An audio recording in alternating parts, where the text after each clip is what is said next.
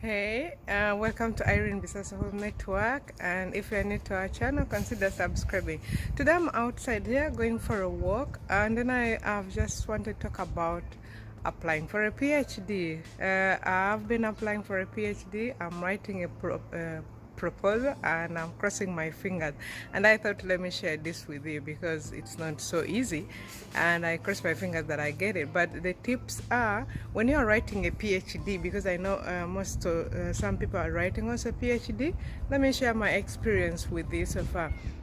It's always good to put more time, because I had a limited time because of personal reasons, but when you're applying for a PhD and you're working 100% and you have kids, it may be that you need some time, so put time aside to do that.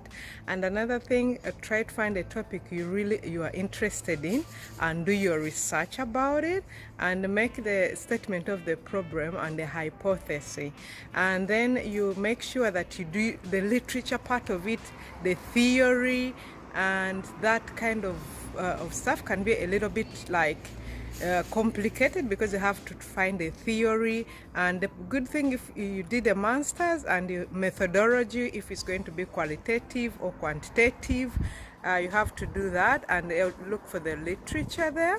So do your things in advance a little bit, because once the topics are a little bit different, you can change. But the literature part, the part I found that was a little bit difficult is the theory, to try to find how am I going to theorize it, looking at the theories that are there and the literature. So if you live in Norway, you can go to the library, to the university library. Even though you are not a student, you can have a card. I found out I could go to my, excuse my hand, I could go to my former university, and then I get a library card there, because in these other libraries, you are not going to find more of academical things. And even a Google Scholar can help you, and also be in contact with professors or people who work at the university.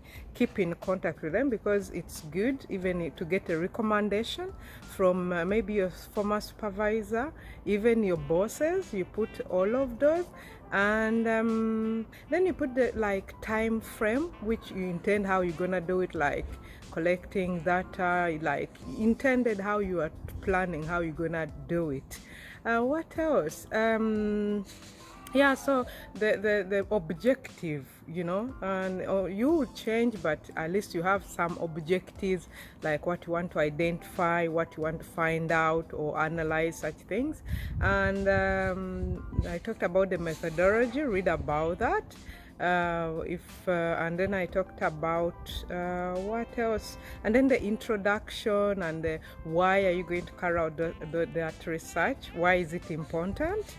And another thing, the reference. There are many ways of writing references, but try to look at other people who have done PhDs and see how they are doing those references, especially if you are quoting from the newspapers and the stuff like that, to find out how it's gonna be done. So basically, it's the introduction, talking about that problem you want to find out, because research is all about, there could be a problem or something you want to find out, and you have the hypothesis, like things you assume and you're going to find out.